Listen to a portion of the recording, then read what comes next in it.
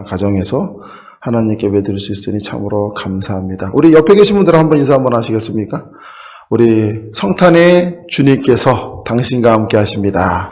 자, 크리스마스는 매년마다 한 번씩 오지 않습니까? 우리가 이 기독교 절기라고 하는 게 때가 되면 찾아오는 절기죠. 참으로 귀한 시간들이지만 이게 때가 되면 찾아온다고 하는 게 평범하게 여겨질 때가 많이 있습니다. 12월 25일이면 어김없이 찾아오는 성탄절이고 크리스마스죠. 우리는 역시 예수님의 탄생일이다라고 생각하면서 또 교회에 나와서 하나님께 예배를 드리고 주님의 탄생하심을 기뻐하고 환영하고 예배를 드립니다. 자, 그런 가운데 속에서 보게 되면 크리스마스를 맞이하면서 이제 의문들이 있습니다. 자, 그리스도인들이 갖고 있는 의문들을 좀 한번 몇 가지를 보게 되니까 우선 첫 번째로 가장 흔한 질문들입니다.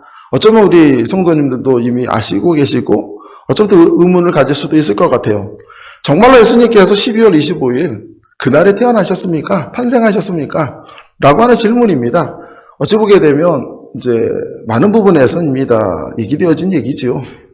많은 학자들은 생각을 합니다. 주님께서 탄생하신 날은 12월 25일이 아니다 라고 이야기를 하죠. 그럼 도대체 12월 25일을 성탄절로 우리가 크리스마스로 지키는 건 언제부터 그렇습니까? 라고 하는 질문을 보게 됐을 때 예수님께 탄생하신 후, 주후 약 350년경에 당시에는 우리가 이 프로테스탄트 신교가 없었죠. 개신교가 없다 보니까 당시 이제 가톨릭이라고 말할 수 있겠죠. 교황 율리오 1세가 이제 이방인의 축제 날이 25일이었답니다. 자, 12월 22일이 어느 날인지 잘 아시죠? 세상에서 해의 길이 가장 짧고 밤의 길이가 가장 길다고 말하는 동짓날입니다. 이러한 동짓날에 옛날의 사람들은 굉장히 두려움을 많이 받았던 것 같아요. 자, 어둠이 가득한 날. 굉장히 두려운 날이고 무서운 날이죠. 공포영화도 주로 주제로 삼기도 합니다. 자, 그날에 이제 이 날을 지나게 되면 점점 이제 태양의 빛이 점점 밝아지는 시간이 늘어나기 시작합니다. 그럴 때 이 근동의 사람들이, 이 이방민족들이 우상을 섬기는 이들이 12월 25일 날 태양절이다라고 해가지고 태양이 좀 이렇게 광채를 갖는다고 해서 그때를 굉장히 중요한 축제를 삼았다고 합니다. 그런데 이 교황이 생각을 한번 합니다. 정말로 참빛으로 온 건 이 태양의 빛이 아니라 참빛은 바로 누군가는 예수님이신데 왜 사람들은 참빛인 예수님이 아니라 태양을 우상을 섬기게 되는가 라고 생각을 해서 이분이 결단을 내립니다. 이제부터 12월 25일을 예수님의 탄생일로 하고 왜? 정확하게 예수님이 언제 오셨는지 태어나셨는지 알 수가 없습니다. 기록이 남아있지 않다 보니까 이때 율리오 1세가 이야기하죠. 이제부터 12월 25일을 태양절이 아니라 바로 진정한 빛이신 예수님께서 오신 바로 그날을 성탄절, 바로 크리스마스로 삼겠다라고 하는 이야기입니다. 성도 여러분, 또 한 가지 얘기를 한번 해보죠.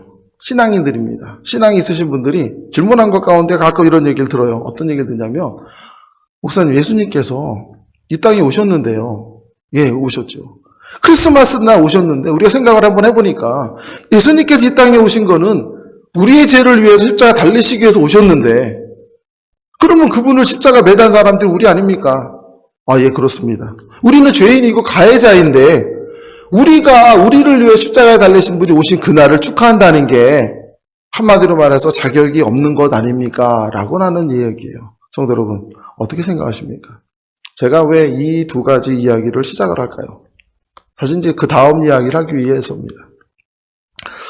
자, 예전에 주로 크리스찬들이 두 가지 이야기를 많이 했습니다. 교회에서도 이야기를 많이 했죠. 과연 예수님이 그날 오셨을까? 말씀을 보면 누가복음 2장 8절 말씀을 보면 그 지역의 목자들이 밤에 밖에서 자기 양떼를 지키더니라고 이야기하는데 성경 말씀에 보면 예수님께서 탄생하셨던 그 기록의 날을 볼 때 목자들이 바깥에서 양떼를 지키는 시절이 나옵니다. 당시의 계절을 따져보게 되면 학자들은 이야기하죠. 팔레스틴 지역에서 바깥에서 양을 길렀을 때는 대체적으로 약 8월에서 9월 정도가 될 것이다. 한겨울은 아니다 이거죠. 왜? 추워서 양들이 바깥에서 기를 수가 없기 때문입니다. 그래서 이제 이런 이야기를 했는데 자, 시간이 지나서 이제는 어떻습니까? 우리는 이와 같은 고민들 앞에서 굉장히 편안한 고민이 될 수밖에 없다라고 하는 생각을 한번 해봅니다. 세 번째 질문 한번 드려볼까요? 성도 여러분, 이런 건 어떻습니까? 최근 들어와서 보니까 이거 사탄의 도전이라고 해야 될지 아니면 죄 많은 인간들의 모습이라고 해야 될지는 모르겠는데요. 우리 미주에 계신 분들 너무나 잘 알죠. 12월 25일을 크리스마스라고 하지 않습니다. 뭐라고 합니까? 잘 아시죠? 해피 홀리데이라고 이야기합니다. 자, 이 해피 홀리데이라고 하는 말을 최근 들어와서 사용을 하고 있죠. 왜 그렇습니까? 크리스마스 날이라고 한다면 너무 기독교 중심이라는 겁니다. 크리스마스는 예수님께서 오신 날인 건 알겠지만 엄밀하게 이야기하면 12월 25일 날을 축제일을 삼고 있는 종교들이 다양합니다. 방금 얘기했던 이방 종교도 그렇고요. 유대인도 종교가 있고요. 아프리카도 마찬가지고요. 수많은 축제 날이 또 12월 25일로 잡혀 있습니다. 이런 걸 바라보게 되면서 사람들은 생각을 합니다. 뭐라고 생각합니까? 왜 굳이 크리스마스여야 되는가? 크리스마스를 강조한다고 한다면 예수님이 이 땅에 오신 것만을 강조하는 건데 그것이 아니라 모든 것이 형평성에 맞아야 되지 않는가라고 하는 거예요. 그러면서 이것을 중심으로 해서 이끌어갔던 나라들이 있죠. 바로 무엇입니까? 바로 예수 그리스도를 바로 국교로 받아들였던 유럽의 나라들과 바로 이 미주의 나라들입니다. 이들이 중심이 돼가지고 이제는 크리스마스보다 해피홀리데이라고 하는 말들을 사용하고 있다는 겁니다. 성도 여러분, 무슨 얘기입니까? 해피홀리데이라는 말이 무슨 말이에요? 즐거운 휴일, 기쁜 휴일 이런 얘기 아닙니까? 이제 크리스마스가 예수님이 탄생하신 그날을 기쁜 마음으로 예배드리는 그날이 이제 무엇으로 바뀌었냐면 즐거운 휴일로 바뀐 거예요. 기쁜 휴일로 바뀌어버린 거예요. 여기에서 중심이 바로 뭐가 되냐면 예수님이 사라져버린 거죠. 너무나도 아이러니한 일이 벌어지고 있다라고 하는 겁니다. 왜 그랬을까요? 예전에 크리스마스가 12월 25일로 제정했던 이유가 바로 무엇이었는가 하니 이방 민족들이 올바르게 믿지 못하고 있고 제대로 된 신앙을 갖지 못하고 이 땅에 참빛으로 오신 주님을 바라보지 못한 그들에게 참빛이 누구신가를 알려준 날이 바로 크리스마스 날이었어요. 그들에게 참빛이 누군가를 보여주고 우리가 믿어야 될 대상이 누구며 하나님께서 얼만큼 이 땅을 사랑하시고 우리를 사랑하셨는지를 보여준 날이 바로 크리스마스였거든요. 그날에 주님께서 오신 것을 바로 알렸던 날이었거든요. 그런데 안타까운 것은 하나님께서 너무나도 사랑하셔서 축복하시고 인도하시고 그들에게 복을 내렸던 복받은 나라의 사람들이 그들이 바로 무엇을 만들었다는 겁니까? 메리 크리스마스를 물리쳐버리고 이제는 즐거운 휴일이요 사람의 중심이 되는 날로 바꿔버렸다는 겁니다. 이제 크리스마스는 누구의 중심이었냐면 주님이 중심이 되는 날이죠. 크리스마스는 주님의 중심이 되어서 주님을 섬기는 날이었는데 이제는 무엇이 중심이 되어버렸냐면요. 바로 사람이 중심이 되는 날로 바뀌어버렸다는 겁니다. 오늘날 우리가 살아가는 날을 이야기해서 보통 다원주의라고도 하고 많은 사람들이 다양성을 강조하는 세상에 우리 살고 있어요. 어쩌보게 되면 굉장히 좋은 말입니다. 다양한 가치를 인정해야 된다. 작은 가치도 소중히 여겨야 된다.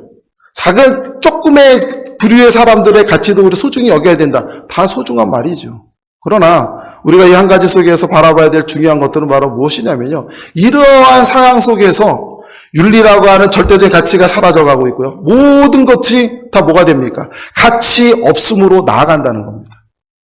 이제 크리스마스도 마찬가지죠. 예수님을 집중했던 그러한 믿음의 모습이 아니라 수많은 종교들을 다양하게 다 인정한다는 모습 속에서 이제 가치가 사라져버려요. 이제는 크리스마스에서 예수님의 중심이 아니라 모든 것이 사라지고 하나만 남습니다. 바로 무엇일까요? 바로 사람 중심이라는 거예요. 그 중심 속엔 바로 무엇이 존재하냐면 주님은 사라져버리죠. 이 세상의 중심으로 하나님께서 계시는 것이 아니라 세상의 중심으로 사람이 있는 겁니다. 이제 모든 것을 판단하는 건 사람이고요. 모든 것의 가치를 중심을 갖는 것도 사람이죠. 그렇기 때문에 이날은 즐거운 휴일인 것이죠. 어떻습니까? 무서운 이야기죠. 이러한 상황 속에서 우리는 크리스마스를 맞이하면서 우리는 어떠한 의미로서 이 크리스마스를 이해해야 될까는 굉장히 중요하다는 생각을 합니다. 왜? 세상이 바뀌었거든요. 앞으로 먼 시간이 지나서 10년이 지나고 20년이 지났을 때 우리 사랑하는 자녀들이 성장을 했을 때 그 아이들은 크리스마스를 모를 수도 있습니다. 오늘은 즐거운 휴일이에요. 기쁜 휴일이에요. 내가 즐겁게 가지고 하는 날로 바뀔 수가 있다라는 거거든요. 성도 여러분, 이러한 날 속에서 우리는 크리스마스의 의미가 무엇인지를 한번 되새겨보자 라고 하는 이야기거든요. 그러기 위해서 우리가 먼저 생각해야 될 건 무엇이냐면요, 일반적으로 생각하는 성탄절에 떠오르는 것들을 한번 생각을 한번 해보자라는 겁니다. 세상은요, 아이러니한 게 있어요. 뭐냐면요, 어른들은 동화를 만들죠. 동화를 왜 만듭니까? 한번 생각해보게, 어른들은 순수성을 잃어버립니다. 자기 순수성을 잃어버리다 보니까 어린아이들이 순수함을 잃는 것을 원하지 않습니다. 그러다 보니 어린아이들이 무엇을 갖기를 원합니까? 순수한 마음을 갖기를 원하죠. 그래서 동화를 만듭니다. 동화는 항상 선이 이깁니다.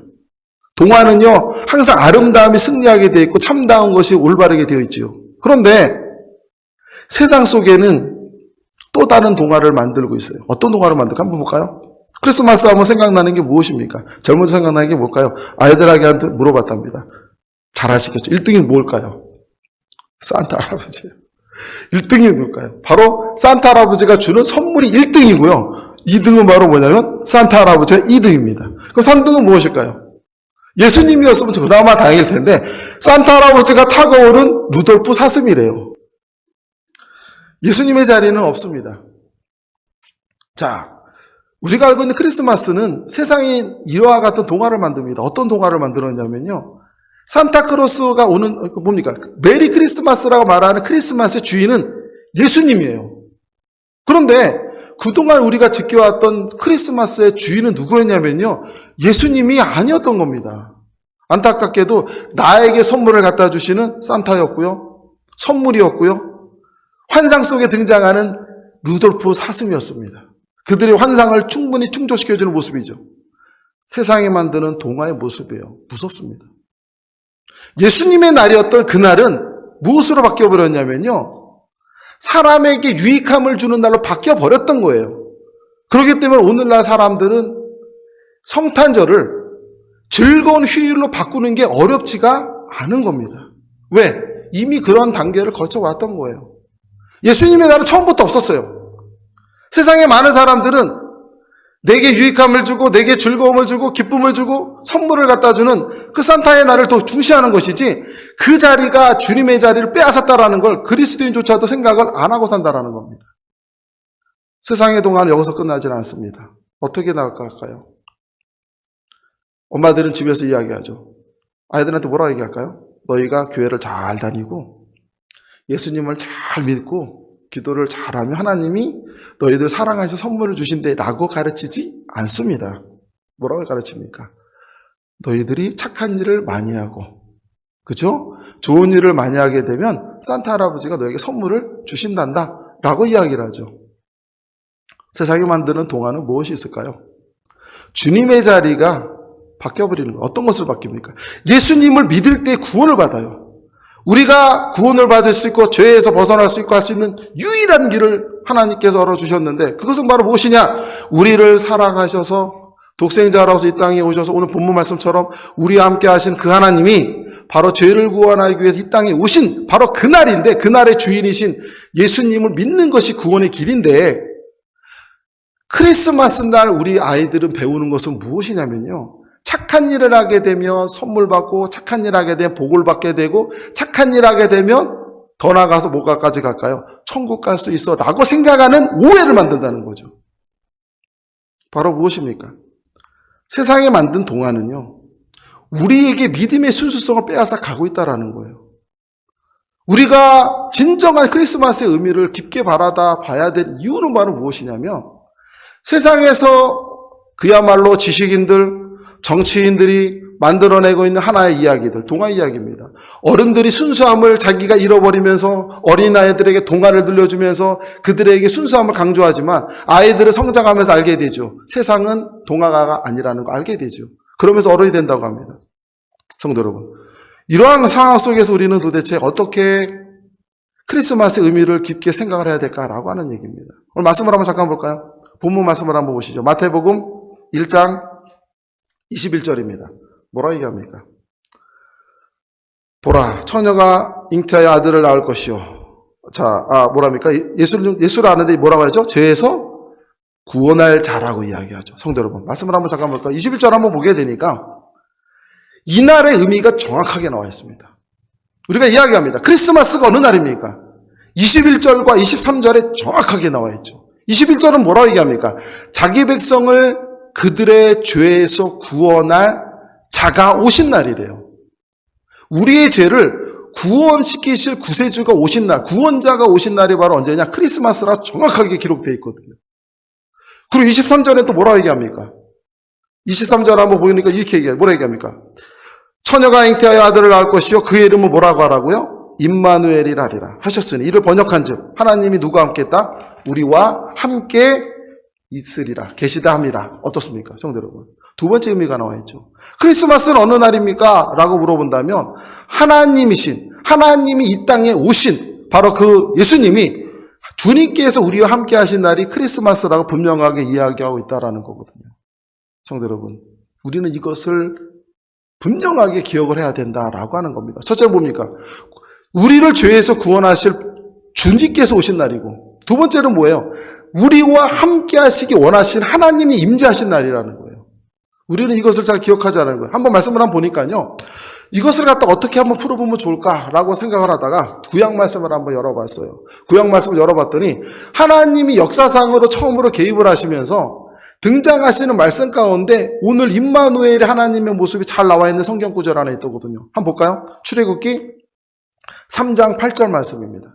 이 말씀을 보게 되면 하나님께서 모세를 만나십니다. 모세를 만나셔가지고 그에게 말씀하시기를 이제 이스라엘 백성을 구원하시기 위한 계획을 세우시는데, 그때 주님의 말씀을 한번 보실까요? 하나님 이렇게 이야기하죠. 내가 내려가서 그들을 애굽의 손에서 건져내고 그들을 그 땅으로 인도하여 아름답고 관대한 땅, 젖과 꿀이 흐르는 그 약속의 땅으로 너희를 데려갈 것이다 라고 말씀을 전하시거든요. 이 말씀의 시작을 보게 되니까 내가 너희에게로 내려간다고 표현하고 있거든요. 성도 여러분, 어떻습니까?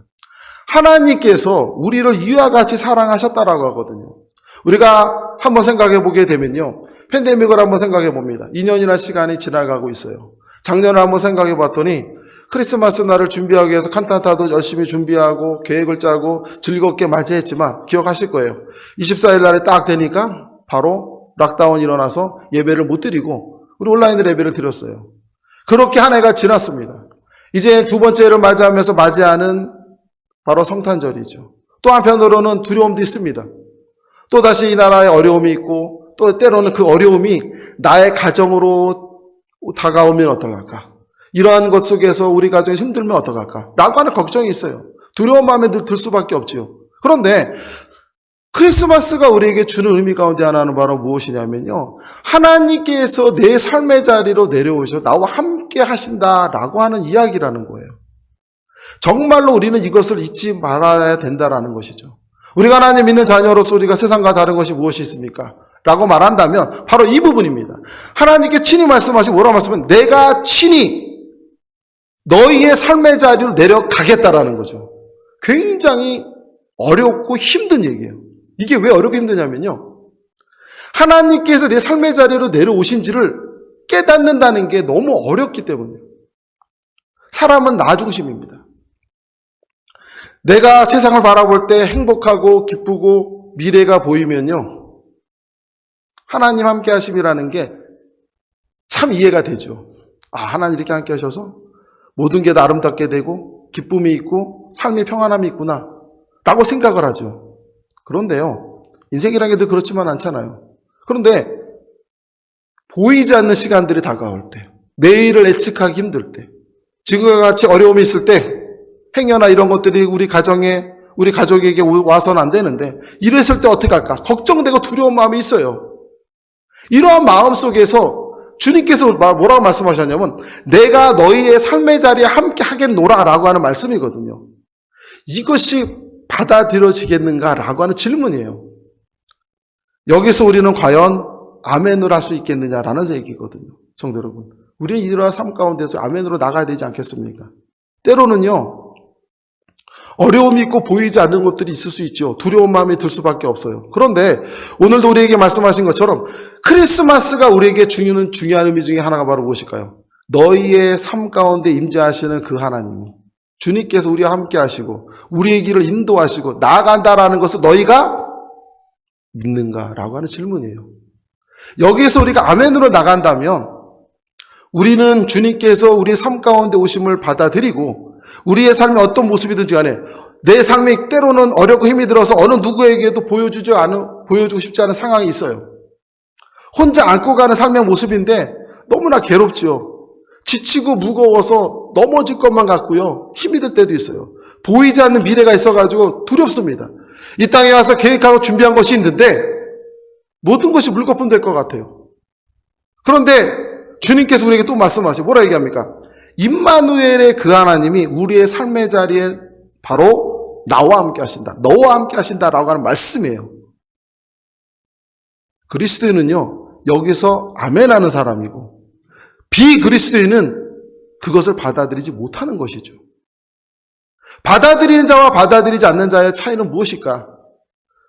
받아들이는 자는요, 이날에 우리가 성탄에 맞이하는 이날 가운데 주님께서 이 땅에 오신 이유를 분명하게 깨닫는 사람입니다. 나와 함께 하시기 원하시는 그 하나님, 나를 인도해 주시기 원하시는 그 하나님. 오늘 출애굽기 3장 8절에서 이야기하는 것처럼 이스라엘 백성들이 앞으로 나아가는 삶의 자리 가운데 속에서 하나님을 받아들이든 인정하든 인정하지 않든 하나님께서 그들에게 약속하신 것이 있는데 바로 무엇이냐면요, 내가 내려가서 너희를 건져내고 너희들을 인도해서 약속의 땅으로 그 다음에 뭐였냐면요, 데리고 가겠노라예요. 이건 언약이거든요. 무서운 언약인 거예요. 하나님께서 우리에게 약속하신 거예요. 그런데 우리는 우리의 삶의 중심이다 보니까 내가 사는 삶의 자리 가운데 보여지는 게 내 모든 것이죠.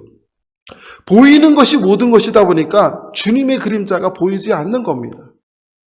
왜 사람들은 선물을 중시하고 예수님을 잃어버릴까요? 선물은 눈에 보이는 결과예요. 그러나 주님이 함께하는 건 잘 보이지 않습니다. 주님이 함께하신 건 비밀이에요. 우리가 세상에 살아가는 동안에 주님의 그 비밀을 볼 수가 없죠. 이 비밀을 보게 하는 것은 바로 무엇이냐면 믿음이거든요. 주님께서 나와 함께 하셔서 나의 삶 가운데 함께 하셔서 인도하시는 것을 믿음의 눈으로 보지 않고서는 볼 수가 없기 때문에 비밀이거든요. 성도 여러분, 주님께서 오늘 우리에게 질문하세요. 내가 너와 함께 하노라 라는 말씀이거든요. 자, 내가 마무리합니다. 이제 얼마 남지 않은 시간이 지나게 되면 올 한해도 이제 역사 속으로 사라질 거예요.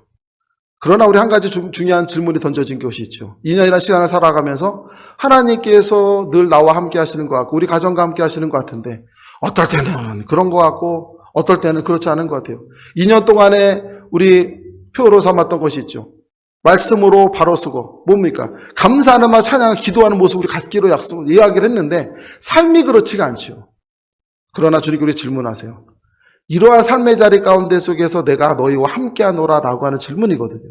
삶을 판단하는 것은 우리의 눈이지만 안타깝게도 그 눈은 현실을 벗어나지 못합니다. 우리가 주님을 바라보면서 나와 함께하기를 소망하시는 그 주님, 이제 크리스마스의 주인으로서 오시는 그 주님이 오늘날 우리와 함께하시고 또 다른 어려움이 다가올지라도 우리의 손을 잡고 이끌어 가시되 우리에게 말씀하고 약속하시기를 내가 내려가서 너희를 애굽의 손에서 구원하듯이 어려움과 힘든 역경 속에 너희를 건져낼 것이며 너희에게 언약하고 약속하신 땅으로 우리를 약속하신 곳으로 인도하여 주시며 약속하신 축복 가운데서 우리를 데려가겠노라라고 하나님 우리에게 강하게 말씀하고 계시거든요. 성도 여러분, 기쁜 마음으로 가셔야 되지 않을까요? 우리에게 열릴 또 다른 한 해가 있죠. 우리가 기쁜 마음으로 나가길 소망해 봅니다. 하나님과 함께하고 늘 우리와 함께하게 소망하시는 그 주님과 함께하면서 우리의 삶을 마무리하고 또 새롭게 다가오는 또 한 해 동안에 주님을 바라보 나가는 우리 모든 우리 한길교회 성도들이 다 되시기를 주님의 이름으로 축원합니다.